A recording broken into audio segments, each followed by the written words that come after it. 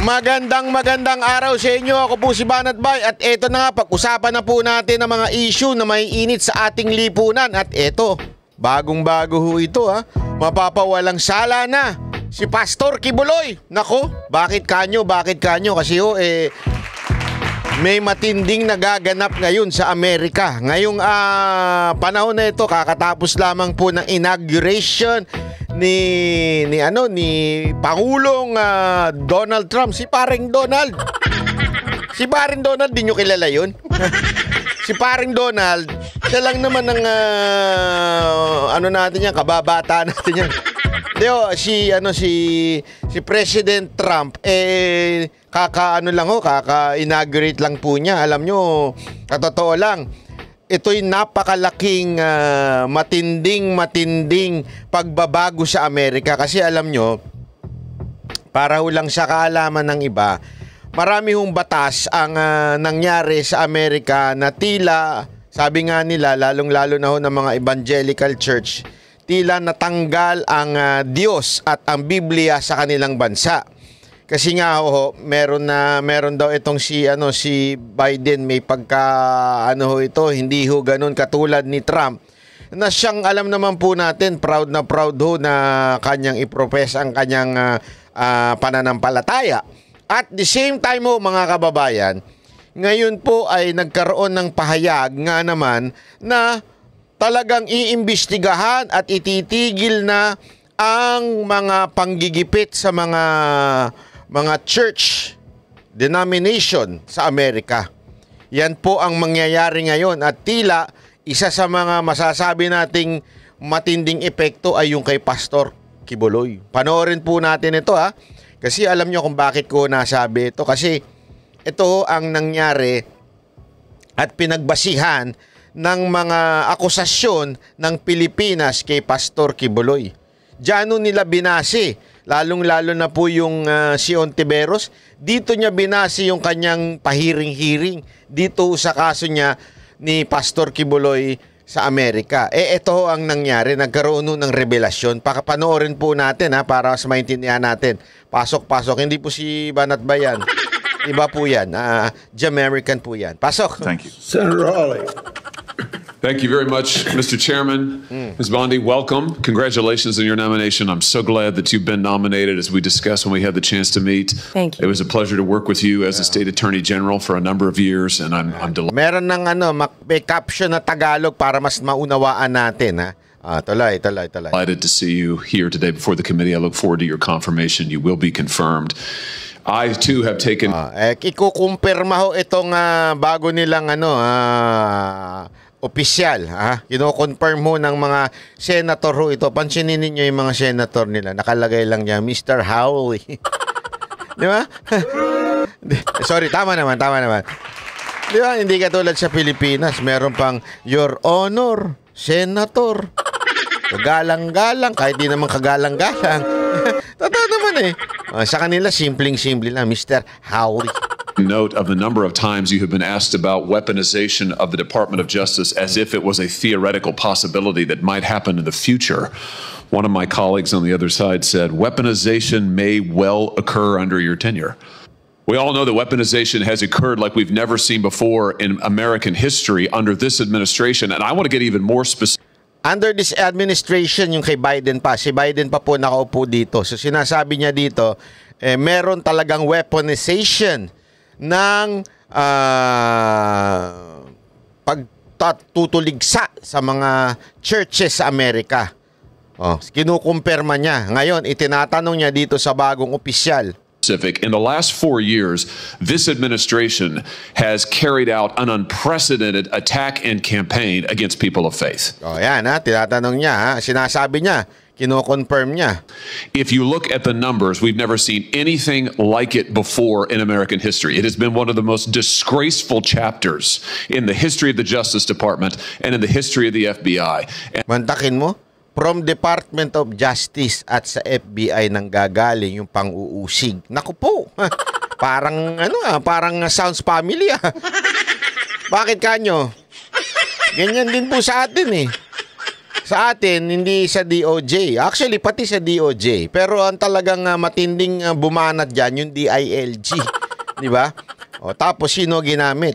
Yung PNP. O, ganyan no. Dito naman, DOJ tsaka FBI. O, which is ganun din naman ang nangyari. Di ba kung maaalala nyo, lagi sinasabi ni Pastor Kibuloy yan, na FBI nilusob sabay-sabay yung bawat church nila. Sabay-sabay na nilusob ng FBI. O, eto mismo kinukumpirma ng kanilang senador na there is a weaponization against churches, people of faith, di ba? Ministers ng Amerika. Kasama na ho dyan ang church ni Pastor Kibuloy. Kinunperma na. O, di ba? Kumpirmado. And I hope that you will reverse this. Sabi dito, I hope you will reverse this. Ibig sabihin, talagang kailangan baguhin, ibalik. Yung mali, itama. Yun ang kaya nga sabi kong mukhang mapapalaya ho ito si Pastor Kibuloy. In other words, ano ho siya, madedeclare na not guilty. Kasi alam naman po natin na hindi naman po talaga siya guilty. Ginawa sa kanya ito kasi meron nung talagang massive, di ba? May massive attack po sa mga churches na ginawa ang mismong gobyerno ng Amerika. Kinukumpirma ito ni Mr. Hawley at ikukumpirma ng bagong opisyal nila. And do right by every American citizen, including especially people of faith. Let me give you some specifics. After the Dobbs case was decided by the Supreme Court, over 100 pregnancy care centers and over 300 churches in this country were attacked, vandalized, firebombed. Do you happen to know off the top of your head? Yan ang ganyan ang ginawa doon sa mga churches ni Pastor Kibuloy. Attack. Talagang inatake ng FBI. How many prosecutions Merrick Garland's Justice Department brought in those cases? I do not, Senator. It's a stunning number. It's 2. No. Hundreds of churches, hundreds of pregnancy care centers. And I might just add, these pregnancy care centers, the attacks on them, which were violent, which were gruesome, were egged on and encouraged by rhetoric from members of Congress, including members of this body, who have said that pregnancy care centers aren't real medicine, that they're not real doctors. They have legitimized these attacks. And the same thing was true of churches. And this Justice Department couldn't lift a finger to defend these Americans. But at the same time, they... Ganun daw katindi. Inuusig. Sabi niya, inuusig daw ng Congress, including yung Senate. Inuusig daw. At walang ginagawa ang kanilang DOJ. Sounds family talaga, di ba? Ganyan na ganyan ang ginawa. Inuusig ng DILG at ng PNP. Walang ginawa ang Kamara. At walang ginawa ang Department of Justice. Walang ginawa ang Senate. Kinukundi na pa talaga kay sa mga kalaban sa politika, particular na si Pastor Kibuloy. Naku po, matindi ho ito nangyayari na ito. They use legislation, a law known as the FACE Act, to prosecute at least 53 different pro-life demonstrators, including people like Mark Houck from Pennsylvania, to whom this Justice Department sent a SWAT team to his door in the early morning hours. He has, I think, 7 children. In the early morning hours, an FBI SWAT team shows up at his door to take him into custody and prosecute him. By the Ganyan po ang ginawa. Kung maaalala ninyo, there was even a time na pinigilan pa yung eroplano ni Pastor Kibuloy. Hindi ho kasi dapat alam nyo, may separation of church and state din sa Amerika Hindi dapat pinakikialaman ho ang gawain ng church. Kung ano man ang kanilang patakaran, patakaran po ng church ho yan. Belief ho nila yan, doctrine nila ika nga. Hindi dapat itong pinakikialaman. Yan ang kanilang paniniwala. Respeto, kaya nga separation of church and the state, di ba? As long as there is no criminal na ginawa o crime na ginawa ang isang church, hindi ho dapat pinakikialaman yung kanilang patakaran. Pero ano ginawa ho ng FBI, ng DOJ ng Amerika? Gumawa ho at sabi nga nag-fabricate ng mga witness para ma-prosecute to itong si Pastor Kibuloy at para magipit po. Kasama na ho dyan yung pagpapa-freeze ng mga assets, di ba? Ganyan na ganyan. Alam mo, talagang sounds family, no? Sa Pilipinas, ganyan ang ginagawa, Pass forward lang, ika nga, Ano ibig sabihin ng pass forward? Nauuna lang yung Amerika. Ibig sabihin, darating din ang panahon. Sa Pilipinas, magkakaroon din ng ganitong senador at ipapakita na wineponize ang PNP, ang NBI, ng DOJ at ng DILG. Darating ang panahon. Nauna lang ang Amerika kasi nauna sila nagpalit ng presidente. Darating ng panahon, tingnan ninyo, yung mga umusig kay Pastor Kibuloy, mapapatunayan ng mga sinungaling, mga nag-imbento. Yun na nga, eto na nga lang mga kababayan. 'Di ba? Yung paghukay-hukay nila ng doon, may nakita ba silang yung heartbeat? Mantakin mo, isang kahihiyan. Isang kahihiyan po yung heartbeat na yan. Ganun kalupit. Doon pa lang, suplak na sila. Anong heartbeat? Asa na yung heartbeat? Ba't di natin hanapin yung heartbeat na yan? At saka yung metal detection na nakita nilang metal. Wala. Diba? Wala ho. Galing ho. Si Pastor Kibuloy galing ho sa labas. Sumuko sa isap. Tsaka ho pumasok. Diba? Ibig sabihin, talaga hong matinding weaponization ang ginawa sa PNP. The way he was acquitted. This kind of outrageous, disparate treatment has to end. So here's my question to you. Will you protect churches and pregnancy care centers when they are targeted for violence, when they are targeted for intimidation, when their members or parishioners are threatened with violence or other acts of illegal behavior? Yes, Senator. Yun ang gusto ko dito. Yes, Senator kagad. Wala nang paligoy-ligoy Aside from maganda na si ate, walang paligoy-ligoy. Itong kanilang bagong attorney general na si Pam Bondi. Anong pangalan nito? Pam Blandi. Naku, gitlupit. You stop the disparate treatment of Americans on the basis of religious faith. Yes, Senator. Will you stop the deliberate... Diretso. Will you stop? Di ba? Yung mga ginagawa ng gobyerno against these religions. Yes, Senator. Persecution of pro-life Americans for nothing more than their pro-life beliefs. Yes, Senator. Yes, Senator. Palakpakan si Madam. Hindi kaya sila nag-usap Hindi kaya sila nag-usap ng Senator bago nag-session muna sila no Senator bago Kasi yes, Senator lagi To ensure that nothing like the Mark Houck case happens again, that Americans do not have SWAT teams arriving on their front doors with armed weapons to terrorize their children and their spouses. Only in the end, of course, to have the case lost because there was nothing to it. Will you put an end to that kind of deliberate intimidation of the good American citizens on the basis of their religious beliefs? Yes, Senator. I'm glad yes, Senator. Palakpakan si Madam. to hear you say that because we need it. We need it. Ms. Bondi, we need a new chapter at the Justice Department and we need it. Grabe. Alam mo, ito lang masasabi ko. God is good. Di ba? All the time, God is good. Di ba? Yun na, ito na yun Mantakin mo talagang dito ho, talagang mga kababayan, vinindicate po. Not just Pastor Kibuloy and KOJC. Yung talagang, imaginein mo state-sponsored. Yan ang state-sponsored. Di ba? Gagalit sila sa EJK. Ito ang state-sponsored. Di ba? Persecution against the churches of America. 300. Imaginein mo. 300 churches in America na state-sponsored yung pag-uusig sa kanila. Nilusob ng SWAT, ng FBI sa bahay.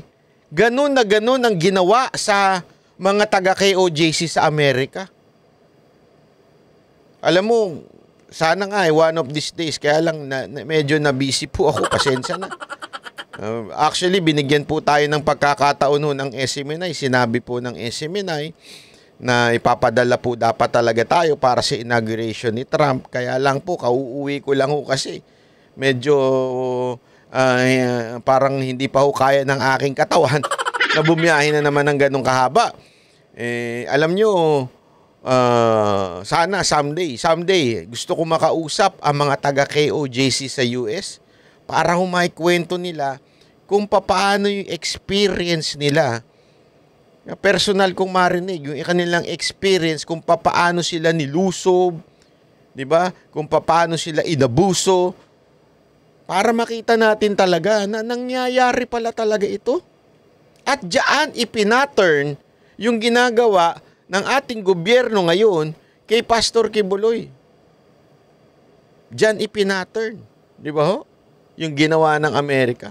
And I'm glad you're committed to it. Now, I also have heard you've been asked about your comment that you thought that in some cases we need to investigate the investigators, the ones who were bad. Yan, dapat. Parang yung sa yung si Ontiveros. Who's going to investigate Ontiveros? And all the lies na isinalang niyang mga witness. Wala eh. Yan yung sinasabi natin doon sa hearing sa Senado eh. Kasi sa korte, maganda. You can cross-examine yung mga witness. Yung mga nag-aakusa, you can cross-examine. Di ba? Sabi ko nga sa inyo, uulit-ulitin natin to. Hindi ho takot si Pastor Kibuloy harapin ang korte ng Pilipinas. Kasi yan ang sinasabi nung iba nung panahon na hindi pa hinaharap ni Pastor Kibuloy ang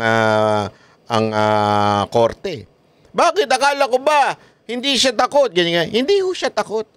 Inaantay lang niya ho yung kasunduan na hindi ho siya itatapon sa Amerika.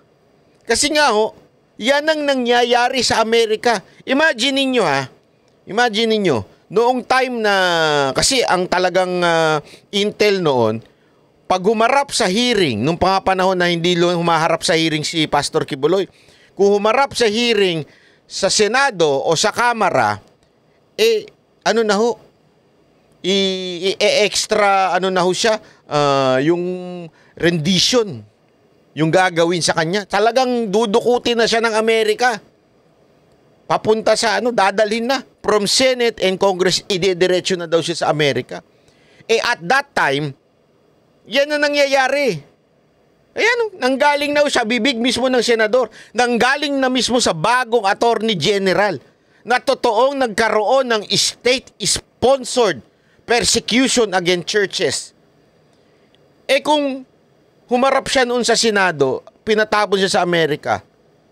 Sabi nga ng baka hindi lang rendition ang gawin sa kanya doon. Baka yariin pa siya doon para hindi na siya makapagsalita. Maagaw na yung kanyang mga o yung property ng KOJC o kung anumang nais ng Amerika. Di ba? Pero nung nagkaroon na siya ng assurance na, kasi nagkaroon ng talk tandaan ninyo, nagkaroon ng talk sa AFP, tsaka nagkaroon na ng assurance na hindi siya ibibigay sa Amerika, doon siya lumabas. Bakit ho kanyo? Kasi nga, naniniwala ho si Pastor Kibuloy, kahit po ang mga taga-KOJC, ang abogado niya, at maging ako po, kumbinsido po ako, inosente ho si Pastor Kibuloy. Napaka-inosente ho ni Pastor Kibuloy. Kung makikita nyo lang lahat ang ebidensya, bawal na ho kasi ilabas dahil nga naman po tumatakbo na yung kaso. Pero kami po, nakita ho namin ng aming mga mata. Matatawa ka, eto ba yung ginahasa? Eto ba yung ginahasa na siya? Eto pa ginawa niya? Alam mo yung mga ganun, matatawa ka talaga eh. Hindi ko na lang i-detalye kasi nasa husgado na po yung kaso eh. Pero alam niyo yun, nakakatawa po talaga. At nakakainis din dahil nakikita mo ngayon kung ano yung ginagawa sa Amerika, ganun din ang ginagawa ng Pilipinas. Bakit to?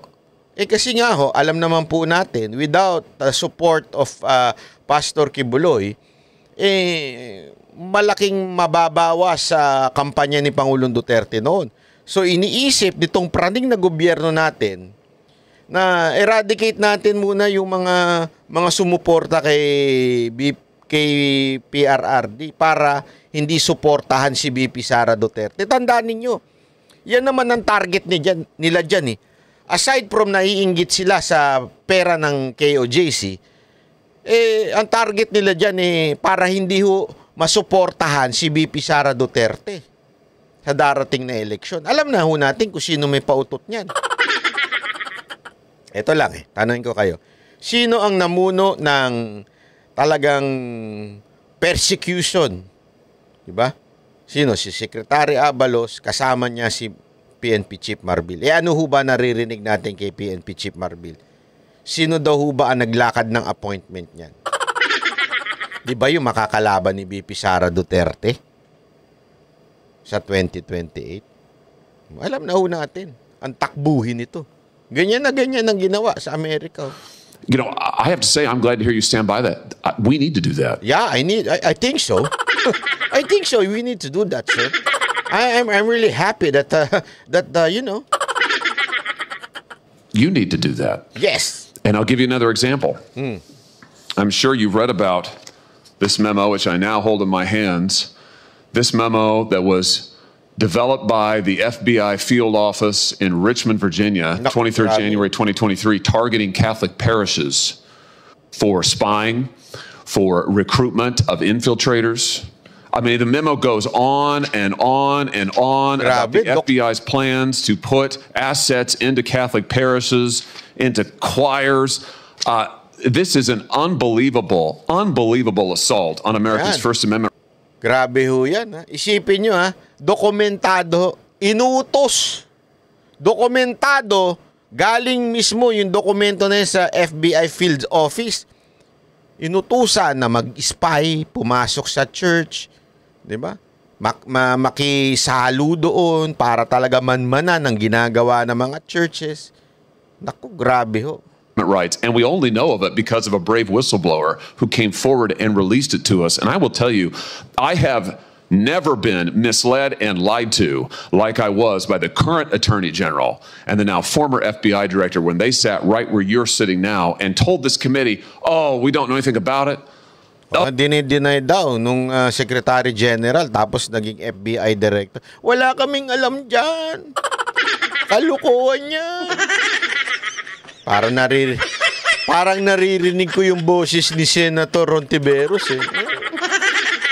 Oh, only one field office was involved. It was the single work of a single field office and a very few individuals. As it turns out, that's not true. Multiple field offices were involved. Multiple individuals were involved. Under your leadership, will you put a stop to the use of FBI or Department of Justice resources to try and recruit informants and spies into Christian churches? Grabe Ito dokumentado yan. Na talaga nagpapadala ng spy, nanggugulo sa churches sa Amerika. Christian churches. So tinatanong nito kung itutuloy mo ba yan o iimbestigahan mo ba yan? Tinatanong ng senator doon sa bagong Attorney General. Or any church or house of worship. Kasi ang Attorney General parang katumbas niyan sa atin, Solgen Yung Solicitor General, parang ganun. In this country on the basis of nothing more than faith. Of course, Senator. Of course, Senator. Habang tumatagal, lalong gumaganda si Madam. Kasi matalino na, may paninindigan pa. Let me just say this. To our knowledge, no one who is involved in the writing and execution of this memo has been disciplined or fired. Will you conduct an investigation? Yan, ang gandang tanong ni Sir. Napakatalino. Kailangan talaga natin ng mga senador na ganito. Hindi, kasi alam mo yun, diretsuhan lahat na sumulat nito. Lahat ng mga lumusob sa KOJC. Hindi, kasi parang ganyan. Ini-explain lang natin yung analogy Parang ganyan sinasabi nung senador. Eto, may memo dito. Lusubin ang KOJC sa Davao. Yan, di ba? Yung sumulat nito at nag-execute nito, iimbestigahan mo ba? Ang lupit, di ba? Parang ganun ganun ang datingan yan Like you talked about, Ms. Bondi, that will get to the bottom of abuses like this. And to be clear, this is an outrageous abuse. It is an outrageous... Parang ganun sinasabi. Itong utos ng PNP chief. na sa KOJC ng secretary ng DILG, itong utos na ito, mga kababayan, sabi niya, na alam mo namang abuse. Kaya ang ganda nung sinabi nung tumatakbong dating sekretary na si Gonzales. Ang ganda ng sinabi niya. Nung tinanong ko, sa tingin mo ba, is there an abuse in KOJC? Diretsuhan? Of course there is. Saka nakakita ng bata-batalyon pupunta sa House of Worship. Yun yung sagot niya eh. Tandaan nyo Secretary of National Defense yun. Hindi yun ordinaryong, baka akala nyo, sekretary lang ng mga boss nyo. Hindi. Kaya kung sino-sinong assistant secretary, USEC or any secretary po of National Defense, alam niya yung mga ganyang galawan ng mga militar at ng pulis. Ano sabi niya? May abuso. So ito rin sinasabi nito, it is an outrageous abuse yung ginawang sa mga 300 churches, yung paglusob, at dokumentado yan. Parang sulat ng secret ng DILG. Dokumentado. We will do everything. Naku, yan yung sinabi ng sekretary. With all our resources. Sekretary ba nagsabi no? No, yung presidente. All the resources para si Pastor Kibuloy. Di ba? Abuse. One of the worst abuses of Department of Justice and FBI authority in our history. Nako. Will you conduct an investigation to find out who signed off on this, who approved it, who advocated for it within the Department of Justice? Will you open the books on these abuses so that the American people can have confidence in their DOJ? Senator, and I think what you're talking about is the ultimate weaponization, what we've been discussing all day. If I am confirmed as Attorney General, one of the first things I will do, there'll be many, but I will personally read that memo, and if Mr. Patel is confirmed, discuss it with him right away. Grabe. Fantastic! Grabe. Hindi! Wala nang paligoy-ligoy. Mr. Senator, sinasabi mo ba yung abuse na nangyari na itong mismong memo na kung saan nagkaroon ng abuse? Ayan ba sinasabi mo? O yung weaponization. Talagang wineponize. That's the term. Wineponize ang DOJ at FBI para usigin, i-persecute ang mga churches sa Amerika. Kaya nga sabi ko sa inyo, casualty dito ang KOJC. Casualty. Kaya antindi ho nito. Kaya sa tingin ko talaga mapapawalang sala na o masasabi nating mababaliktad ang mga akusasyon na ipinukol kay Pastor Kibuloy at sa KOJC diyan sa Amerika. Kasi kasama ho Ito ho yung ginawa sa kanila Sabi ko nga, hindi lang ho sa KOJC at kay Pastor Kibuloy. Sa iba pang mga churches. At ito sinasabi nila, mali talaga. Wineponize. Mali yung ginawa ng DOJ. Di ba? Kaya nga, sana, prelude ito doon sa mangyaya. Kasi alam mo naman ng Pilipinas, nakapattern yan sa Amerika. Lahat ng, kahit nga yung ating konstitusyon nakapattern. Pati yung form of government natin, although may pinagkaiba, pero halos lahat ginaya sa Amerika. Kaya sa tingin ko, yan din na magiging direksyon ng Pilipinas eventually. Yari ho yung nag-weaponize sa PNP at saka sa NBI sa pagdating ng panahon. Prelude ho ito sa tingin ko. Yung nangyayari na ito. Sa parang sa salita bagang parang this is just a vision of what will happen in the future. Di ba? And you would see. Alam mo, ito lang komento ko lang ito Kasi marami nagsasabi dyan. Ako, meron akong mga kilala nagsasabi, bakit mo iboboto si Pastor Kibuloy? Di ba akusado yan ng ganito, human trafficking, child abuse, blah, blah, blah. Alam mo, mga kababayan, huwag niyong kalimutan ang buhay ni Joseph. Kilala niyo si Joseph? Si Joseph yung pong, Joseph! Joseph! Kilala niyo yun? Yung yung inaakit to ni Potiphar, wife, yung asawa ho nung parang pinuno nila doon. Joseph! Tapos nung hindi nakuha si Joseph, ito di ba? Anong sinigaw nung asawa nung sinigaw, ginahasa daw siya, inabuse daw. Nakulong si Joseph. Mantakin mo, ito mas matindi pa yung kay Joseph. Sino nagsabi? Asawa nung kanilang leader ang nagsabi, ginahasa ako ni Joseph. So imagine niyo na lang yung pangyayari noon. Hindi ho ito first time na nangyari kay Joseph na nakulong siya. Nakulong siya. Ito nangyari, nakulong siya. Sigurado ko by that time, yung mga kaibigan Joseph, mga katropa ni Joseph, yung mga kadikit ni Joseph sa kanilang community, sigurado ko kinundi na si Joseph. Ay, ganyan pala si Joseph. Nanggagahasa. Yung perspective ng tao, sigurado ko, ganun. Di ba? Kaya nga, no wonder, ganun din ngayon ang tingin kay Pastor Kibuloy nung ibang mga tao. Bakit? Kasi kahit nung unang panahon, meron ng mga false witness. Kaya nga, isa ho yan, di ba, sa mga commandment, do not be false witness, ganyan-ganyan, o bear false witness. Kasi nung unang panahon, may mga ganyan na, may mga sinungaling na. Hindi lang ngayon na uso ang sinungaling, baka akala nyo, mga fake news.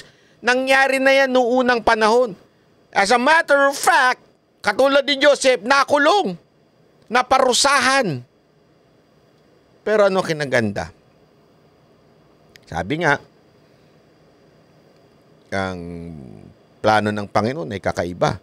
Kung sa tingin ng iba, isang condemnation kay Joseph ito. Sa tingin ng iba, ito ay parusa kay Joseph. Hindi ho. Mabuti pa rin ang Panginoon. Kahit ano mangyari sa buhay mo, basta totoo ka, pure ka, hindi ka nagkasala, kahit ano mangyari, kahit anong tingin ng ibang tao sa'yo, darating ang panahon na mabivindicate ka. Ganun na nangyari kay Joseph. Di ba? Ano nangyari?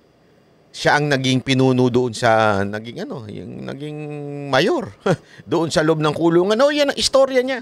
Nag-excel siya because God was with him. Nag-excel siya, naging siya diyan hanggang eventually sa kadulu-duluan ng buhay ni Joseph.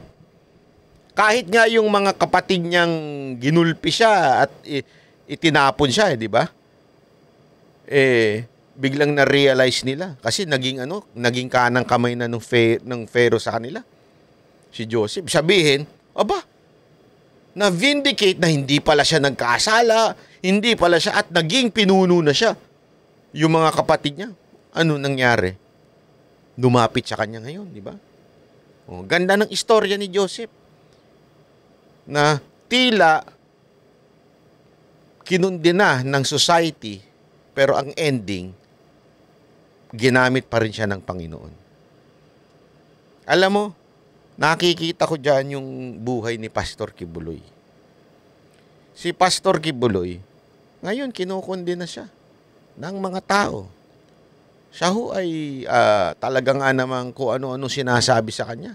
At ang masakit dito, yung mga supposedly humingi ng tulong sa kanya during the campaign, yan ho yung mga taong tumalikod sa kanya, kinundi na siya at ipinakulong siya.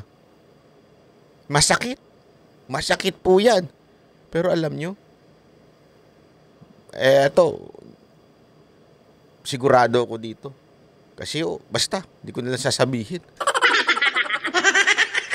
Pero napaka-positive ho ni Pastor Kibuloy. Hindi ho siya nagtatanim ng galit doon sa mga nag-betray sa kanya. At the same time, he is excelling doon sa kanyang kulungan. Sobrang nag-e-excel siya. Kasi may kilala tayo dyan sa kulungan . May mga kaibigan tayong mga BJMP. Kinikwento nila sa akin. yung KOJC, tinutulungan yung mga prisoner doon, pinaganda ang buhay, inaayos. Tandaan niyo hindi pa ho ito mga convicted PDL pa lang po ito. Ibig sabihin, marami sa kanila nakakulong dahil walang pampiyansa, walang pera, walang abogado. Marami ho. Kaya nga sabi ni Pastor more or less 70% naandoon ng wala namang kasalanan. Kasi alam nyo, meron din talagang problema sa ating batas. Na-realize ko din yan hindi ko na lang sasabihin, hindi ko na lang didetalye, pero na-realize ko din yan nung mga panahon na nakasuhan ako. Isa lang nasabi ko sa utak ko talaga ang dami kong gustong baguhin batas. Uy! Parang gusto mo to. Hindi, ang dami ko nakitang batas na ang pangit sa Pilipinas. Batas na kung saan, pag mahirap ka, kulong ka. Pag wala kang pera, kulong ka, matik. Pero pag may pera ka, kahit mamamatay tao ka, laya ka, sigurado. Kahit nagtutulak ka, kahit nagdi-deliver sa'yo ng droga, malaya ka. Ganun ka, ganun yung katindi yung batas sa Pilipinas. Alam mo yun? Ganun na marami dyan sa mga nasa kulungan. Tama naman si Pastor doon Marami dyan, hindi lang nila kayang kumuha ng abogado. Magkano acceptance fee ng abogado? Pangalawa, hindi lang, marami pa pong mga hindi makapagbayad ng bail. Kahit hindi naman po talaga sila dapat nandyan. Kaya nga alam mo, ang ganda ng ginawa daw ni Pastor Kibuloy, according do sa kwento sa akin ng isa sa mga tao dyan. Kasi marami dyan, tinulungan daw ni Pastor, binigyan niya ng libreng abogado, ganito. Kaya marami dyan ang natulungan. Alam mo, kaya naniniwala ako na pinahintulutan ng Panginoon na makulong si Pastor Kibuloy. Kasi mas lalo niya makikita yung kulang sa society. I think this is a way of the Lord to prepare Pastor Kibuloy for a higher call. Alam niyo mga kababayan, sa buhay po kasi, lagi ho natin tatandaan yan. Parang building yan. The higher the building, the deeper yung kailangang foundation. Tandaan niyo yan. Kasi kung mababaw lang, halimbawa, bahay lang itatayo mo, hindi mo naman kailangan ng sobrang lalim na foundation. Pero kung mga 30-story, 40-story na building, kailangan mo laliman yan. Kasi para tumibay yan at tumayo ng tuwid, di ba? Ibig sabihin yung matibay. Ganun ang nangyayari. Ganyan ang nangyari kay Joseph Di ba? Kailangan niyang pagdaanan ng lahat mula doon sa yung tinapon siya nung kanyang mga kapatid, nakulong siya, naging slave siya, di ba? Hanggang eventually the plan of God was gawin pala siyang parang kanang kamay doon sa kanilang lugar. He prepared, di ba? He was prepared by God. Sa tingin ko ganito yung nangyayari kay Pastor Kibuloy. God is preparing Pastor Kibuloy for a higher call. I don't know.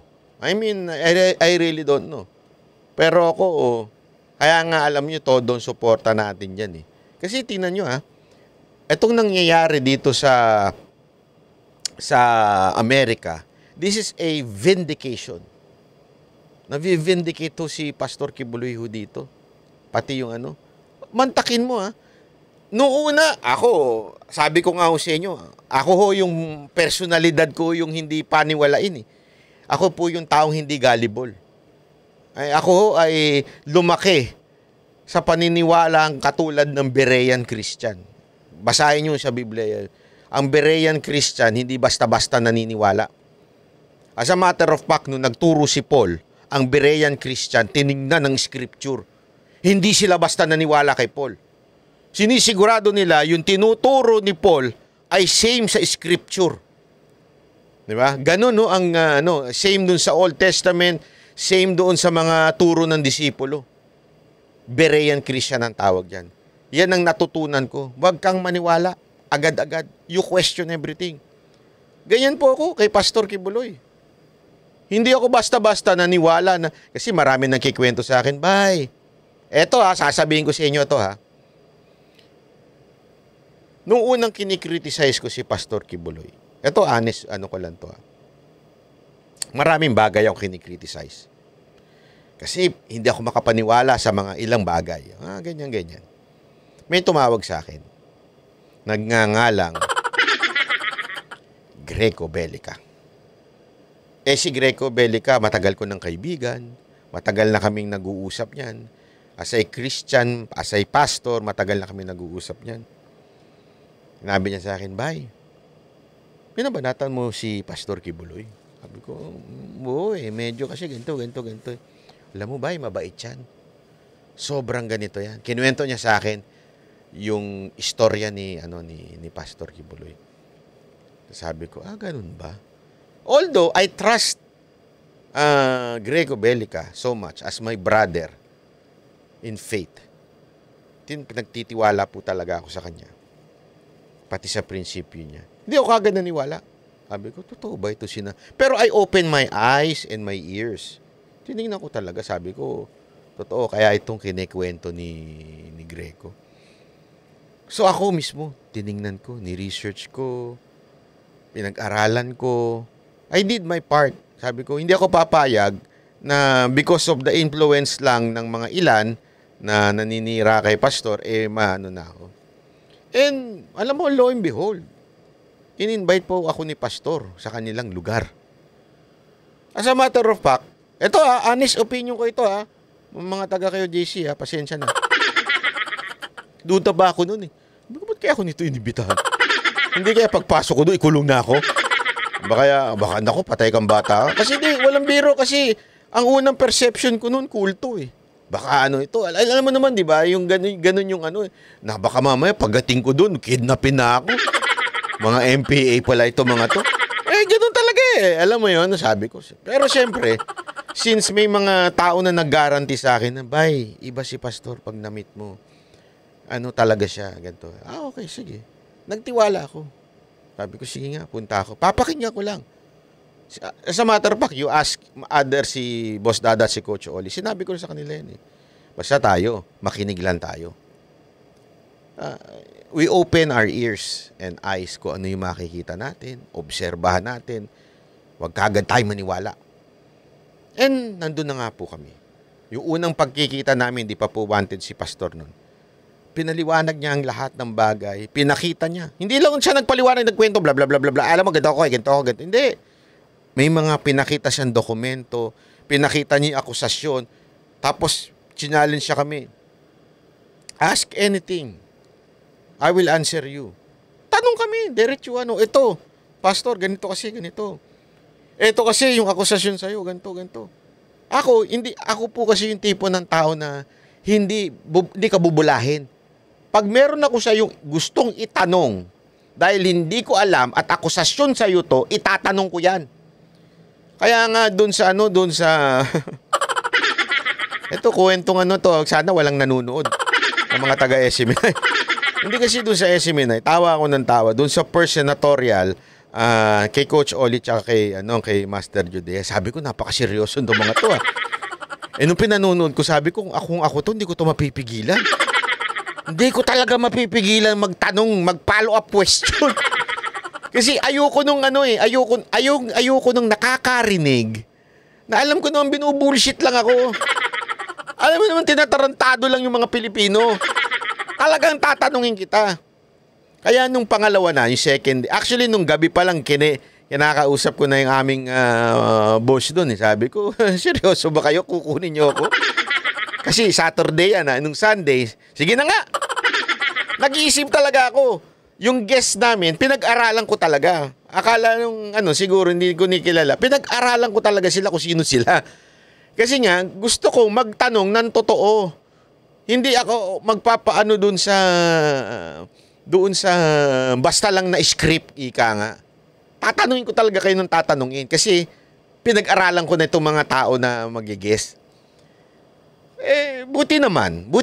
Nagtiwala naman sa akin yung namin doon na Kasi tinanong ko, ma'am, baka pwede ako mag-follow up question kasi gusto kong tanongin. Kasi ganun po ako eh. Ayoko yung, porket sinabi mo na, I'm against corruption.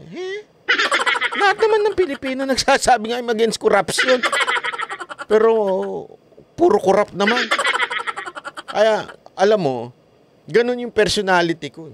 Talagang tatanungin kita hanggang makuha ko yung tunay na sagot mula sa'yo. Kaya alam nyo mga kababayan, sinasabi ko sa inyo ito, kasi hanggang ngayon, hindi po ako tumitigil na siguraduhin at busisiin si Pastor Quiboloy. Kasi sometimes, ito naiisip ko, it is good to, it is too good to be true. Yung nakita ko sa KOJC, it is too good to be true, sabi nga, di ba? Parang yung mga investment.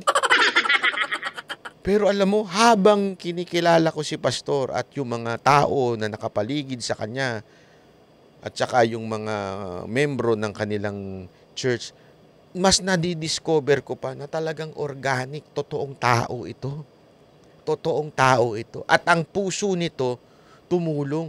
Passionate to build the nation. Kaya nga, nation building talaga sila eh. Yan, ngayon ko na naiintindihan yung paulit-ulit na sinasabi ng SMNI na we are for nation building. We are for nation. Paulit-ulit nila yun eh. Yung pala talagang ever since, ganun na sila, nation building sila. Kahit sino maging pangulo, tumutulong sila to build the nation. Ngayon lang ang pagkakataon na tumutulong sila, sila pa ang binitray.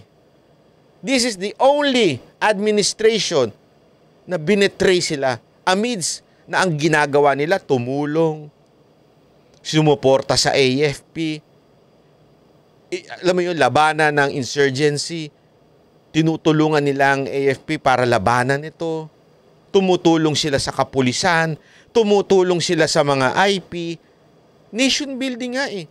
As much as they can help, they would do it. Tapos biglang ibebetray sila. For politics lang ang dahilan. Ano yun? Ayaw nilang tulungan si VP Sara Duterte sa susunod na eleksyon. Pinipigilan na nila as early as now.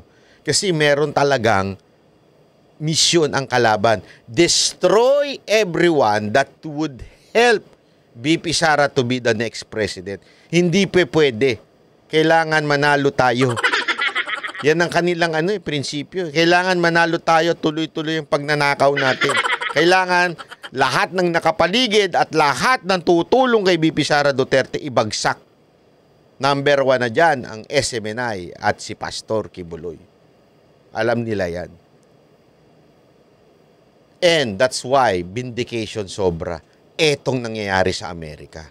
Ituloy na. Fantastic. And will you work with this committee and our relevant subcommittees? I'm going to chair a subcommittee called the Crime and Terrorism Committee. We're going to do our own investigation into what happened here at the FBI and the DOJ. Will you work with us as you discover the nature of these abuses and as you put a stop to them? Will you work with us to make sure the American people get all the facts and this never happens again? And Senator, yes, I look forward to working with you and the Democrats. I would think this is something that... Grabe ah.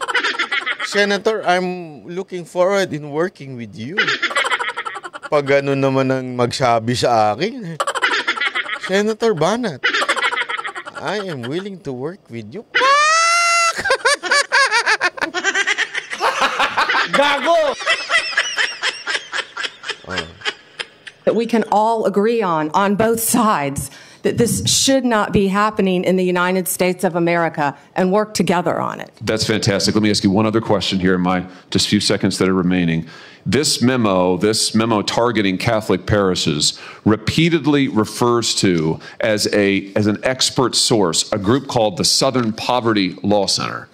Now, the Southern Poverty Law Center has a long history as an anti-religious group that has repeatedly gone after conservative and religious organizations, called them hate groups, called them sometimes terrorist groups. They're cited in this memo. They once infamously, the SPLC called the Family Research Council a terrorist hate group, and an armed gunman came into their lobby. Alam mo, yung isa sa mga nagkundina dito, yung parang sinasabing resources ng source ng mga nagkukundina sa mga churches. Alam nyo ho ba, yan din ang nagkundina sa church ng KOJC at kay Pastor Kibuloy. Same people. Same people po na nagkukundina, yung pasimuno niyang yung weaponization na yan, yung mga grupong, yung sources na kinukuha ng FBI, ay same group na kumundina at sabihin, pinanggagalingan din ng FBI. Kung sino yung mga dito, yung sinasabing mga ng abuso, yung sources nila, yan din ang sources ng FBI para habulin ng KOJC at si Pastor Kibuloy. Ganun kaliteral ang vindication na nangyari dito. Ang lupit talaga. And open fire, will you put a stop to the use of the SPLC as an official source for any Department of Justice memorandum or finding? That will be one of the first things we will look at as well, Senator, and report back to you and the committee.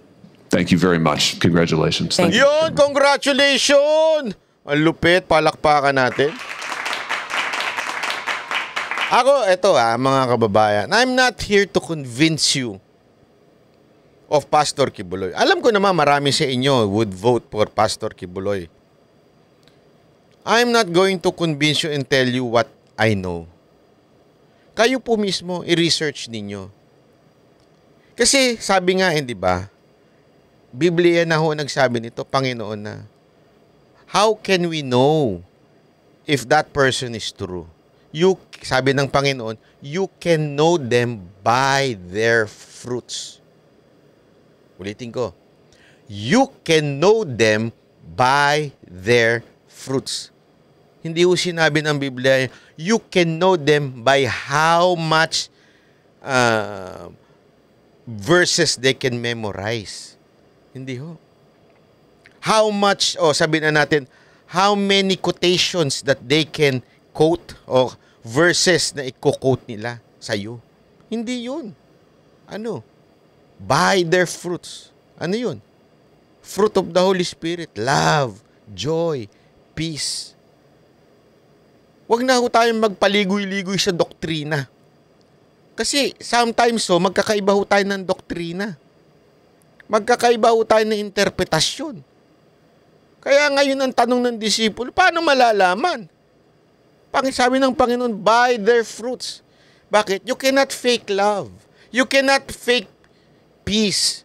You cannot fake understanding. You cannot fake grace to people. Mercy. Di ba? You cannot do, hindi mo mapepeke yan.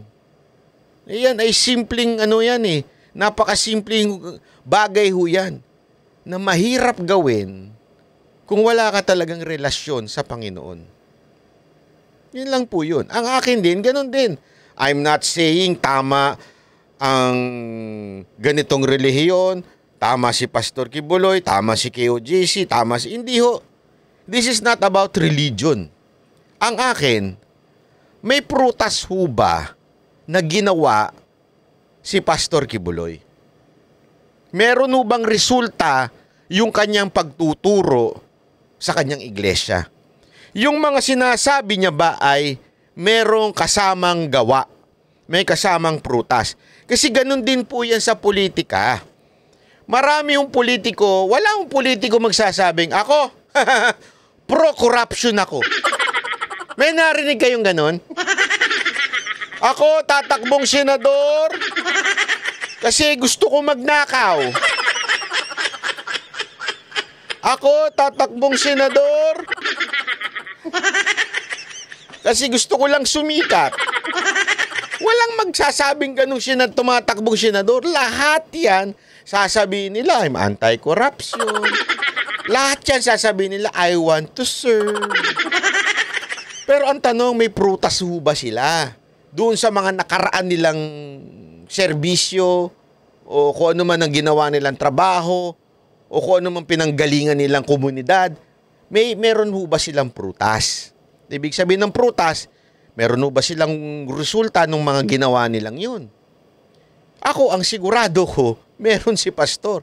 Kaya nga sobrang inggit ng mga ilan dyan, dahil grabe ho, pag pumunta ka, zero corruption. mayaman sila. Eto nga to be honest, minsan napapatanong ako, bakit kaya ang yaman nito? Bakit ang yaman ng KOJC? Bakit ang linis, ang ayos, extravagant? Kung iisipin mo naman, wala naman sa wala ako pinatatamang kahit na anong relihiyon. Kasi marami naman relihiyon na mas marami kesa sa KOJC. Pero bakit tila ang extravagant ang KOJC in terms of kanilang mga house of worship, prayer mountain? Bakit ganun sila? Kahit yung mga tao nila willing na, alam mo yun, to spend their money for the church or for the work of the church. Bakit? As a matter of fact, isa yan sa mga tinanong ko kay Pastor Kibuloy. Alam mo, nakuha ko yung sagot eh. Nakakuha ko yung sagot sa kanya na talagang they live what the Bible preach. Kung maaalala nyo, ganyan ang ginawa nung unang mga follower of Christ. Ano ang ginawa nila? Nagsama-sama sila, ibinenta nila lahat ng pagmamay-ari nila at ibinigay nila sa disipulo para gamitin sa ministeryo. As a matter of fact, meron dalawang mag-asawa doon na hindi nila ibinigay doon sa church. Yung sa disipulo, yung pagmamay-ari nila, hindi nila binigay ng buo. Namatay. Totoo. Basahin nyo yan sa Acts. Nandyan po yan. Ganun kaya mayaman ang KOJC. Kasi ganun ang kanilang binubuhay na prinsipyo. Ganun. At dahil zero corruption, every penny is being used rightly. Bawat barya, pera na nanggagaling sa kanilang mga membro ay nagagamit sa tama, kaya mayaman sila. Zero corruption. Nakita natin yan kay Pastor Kibuloy. Eto mga kababayan, kaya ako naniniwalang perfect timing ang pagtakbo ni Pastor Kibuloy because we are now saturated with politicians sobrang corrupt to its core. Alam nyo, kung pwede ko lang ikwento sa inyo yung mga nalalaman kong kinikwento mismo sa akin ng mga mambabatas. Trilyon na ang ninakaw nila unang taon pa lang. Ganun na kalupit. Alam nyo mga kababayan, sabi ko, this is the worst. Congress sa kasaysayan ng Pilipinas. This is the worst. Grabe ang korupsyon to the max. Garapalan na. As in garapalan. Kaya perfect yung pagpasok ni Pastor Kibuloy at sa kanyang advokasya na zero corruption. Kaya nung kinausap namin siya, sabi niya, kayang-kayang gawin eh. Kaya nating umasenso at maging first world country. Basta zero corruption. Sabi ko, pambihira. Ang hirap niyan. Hindi ho siya naghahangad na bawasan ng korupsyon. Hindi. Ang hinahangad niya, zero corruption. Bawat tax nating mga Pilipino napupunta talaga para sa bayan. Para sa serbisyo sa bayan. Could you just imagine that? Ang sarap po maging Pilipino kung hindi ho kurap ang gobyerno. Maraming salamat po. Ako po si Banat Bay. Yan ang Banateros, boses na